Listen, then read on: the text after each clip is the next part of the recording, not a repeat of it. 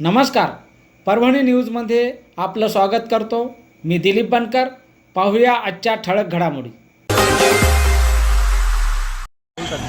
संत श्री गजानन महाराज यांच्या पालखीचं परभणी शहरामध्ये 57 वर्ष आहे की आता आगमन झालेलं आहे.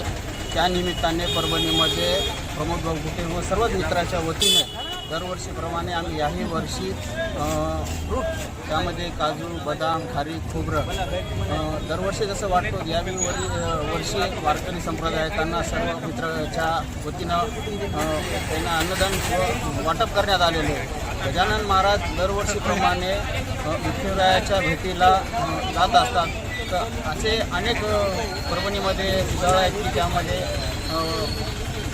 बरेच लोक आहेत की ते वाटप करतात. त्यामधून आमचे विसाव कॉर्नर स्टेशन रोड परभणी या ठिकाणी सर्व मित्रमंडळाच्या वतीनं आज संत श्री गजानन महाराज यांच्या पालखीच्या वारकऱ्यांना काजू बदाम खारीक वाटण्यात आलेलं आहे.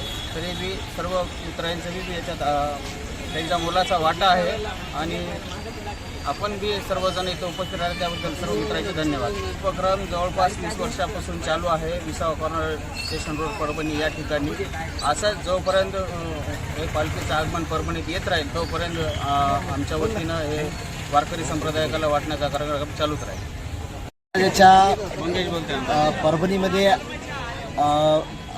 आज हे झालेलं आहे, आगमन झालेलं आहे.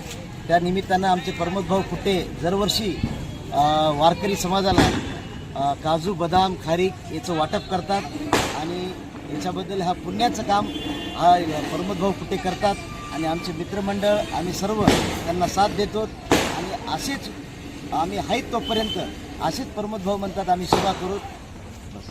नमस्कार. परभणी न्यूजमध्ये आपलं स्वागत करतो. मी दिलीप बनकर. पाहूया आजच्या ठळक घडामोडी.